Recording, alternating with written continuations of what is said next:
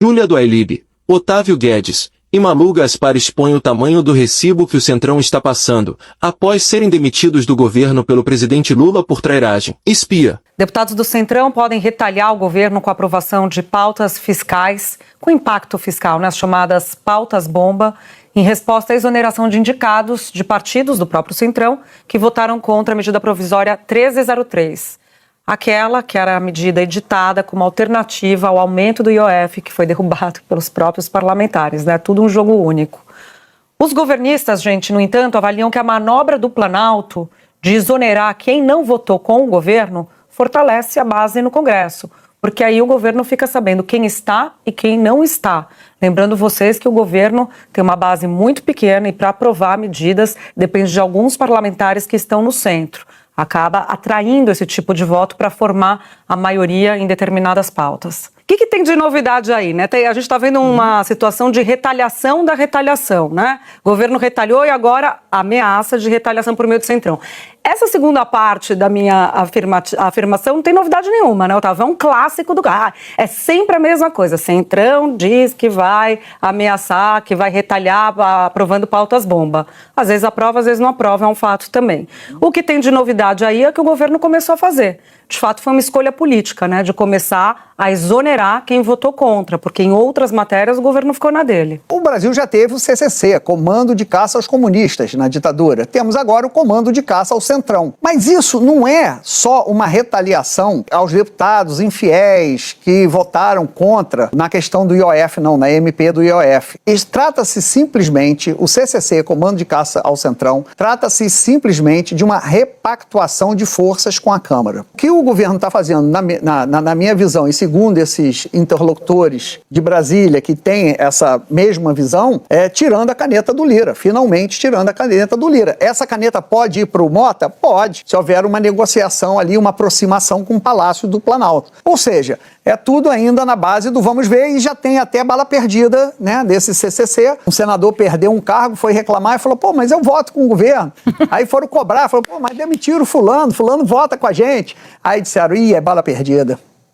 Vamos voltar. Então também tem, é lógico que também tem aí algumas exonerações que podem ser revistas. Boa, Malu, quero te ouvir sobre essa análise com essas informações que o Otávio traz. Lembrando que o Hugo Mota foi um aliado do governo na MP 1303, derrotada, O que o Palácio do Planalto está tentando fazer é mostrar que ele tem algum poder de retaliação. Porque, veja, já não é a primeira vez que eles são derrotados numa medida dessa mesma natureza. Antes de começar a briga do tarifaço, o governo já teve uma derrota bem importante no caso do IOF, foi ao Supremo, recorreu ao Alexandre de Moraes, que restituiu uma parte desse aumento do imposto. E o resto ficou para ser reposto aí agora nessa MP, que já é a segunda tentativa.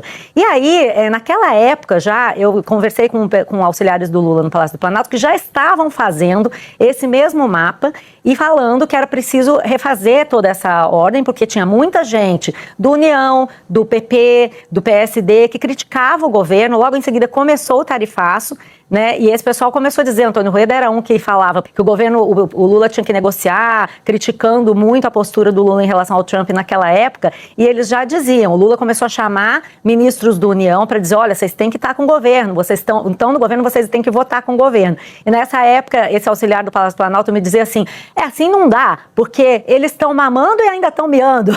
Quer dizer, estão reclamando, estão ganhando e ainda estão reclamando. E isso ficou meio por isso mesmo, o governo ali tentando equilibrar para ver no que ia dar. Então, essa MP mostrou que o governo não tinha outra alternativa a não ser tomar alguma providência, porque eles estavam realmente mamando e miando e lucrando da mesma forma. Então, o que eu vi ontem foi, finalmente nós tivemos que tomar a providência, porque senão ia ficar uma festa, Ninguém mais ia levar o governo a sério.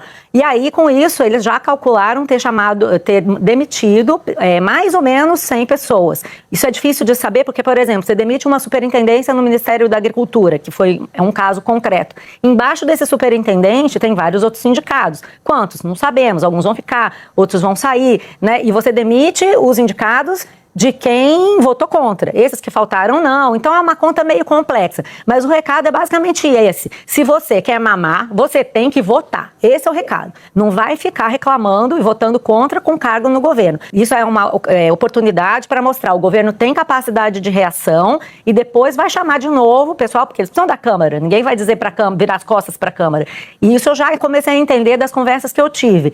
O pessoal que está perdendo cargo, está reclamando com os líderes de partidos do Centrão, que estão indo no Palácio, o pessoal dizendo, bom, vocês querem voltar, vocês vão ter que aceitar nossas regras. Então isso já é um início o que eles chamam de repactuação é isso. Agora, então, vocês vão ter que tocar como a gente está dizendo, porque senão não vai ter conversa. Aí vamos ver se vai dar certo, né, gente? Porque realmente o Centrão, ele tem, não só o Centrão, todos os deputados têm emendas, e as emendas não são besteirinha. Nesse sentido, até entendo que esse líder do Centrão falou para Elisa.